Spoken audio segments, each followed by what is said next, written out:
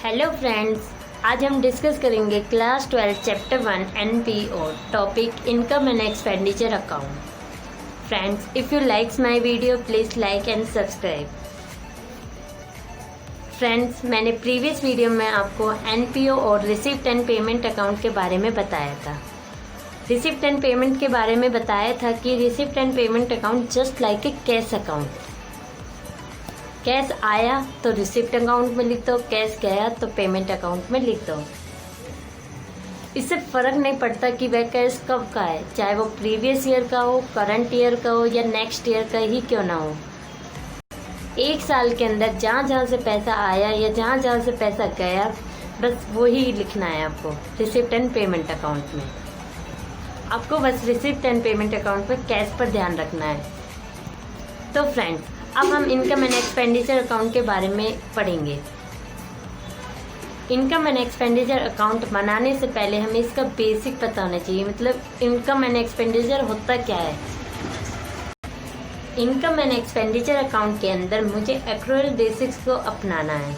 मुझे ये देखना है कि इस साल के ट्रांजैक्शन जो हैं सिर्फ वो ही लेने हैं।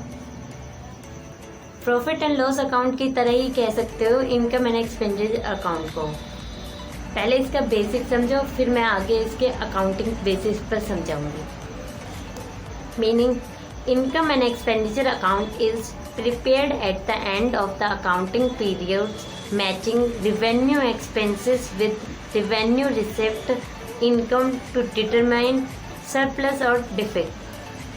फ्रेंड्स, ध्यान से देखो, आपको रिवेन्यू एक्सपेंसेस और रिवेन्यू रिसिप्ट के मैचिंग से फर्क पड़ेगा यहाँ पर। यानी एक बात समझ में आई आपको कि सिर्फ इसमें रिवेन्यू ट्रांजैक्शन लिखी जाएंगी।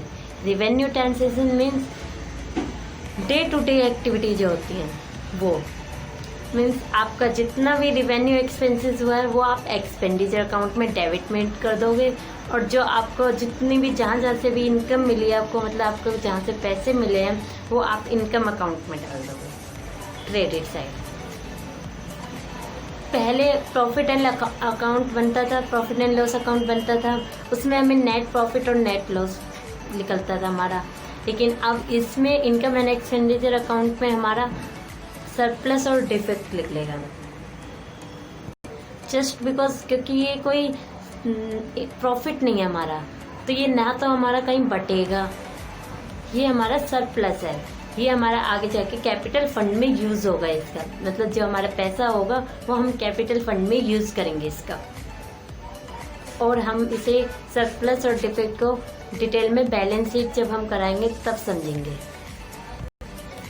अब हम पढ़ते हैं features of income and expenditure account. Number 1, nature. Nature का मतलब ये कैसा अकाउंट है, यह एक नॉमिनल अकाउंट है। अब नॉमिनल अकाउंट क्या होता है? नॉमिनल अकाउंट का मतलब जितने भी खर्चे हैं उनको डेबिट, और जितने भी हमारे इनकम है उनको क्रेडिट कर दो रेवेन्यू बेसिस पर। Second, basic of recording. यह एक्रूरल बेसिस पर है, तो यानी इसमें डेप्रिसिएशन भी यूज होगा, मतलब चार्जेस, जो डेप्रिसिएशन चार्ज लगते हैं वो भी एंट्री इसमें होंगी। Third, period.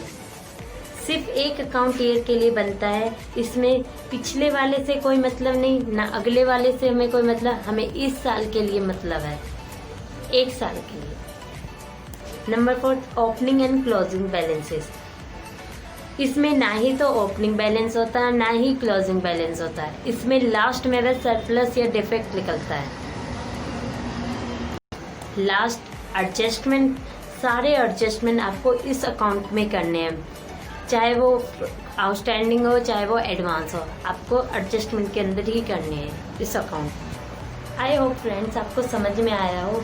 ये आपका थ्योरी के बेस पर है, मैं अपनी नेक्स्ट वीडियो में आपको प्रैक्टिकल के बेस पे समझाऊंगी, तो प्लीज़ आप मेरी वीडियो को ज़रूर देखना नेक्स्ट वीडियो।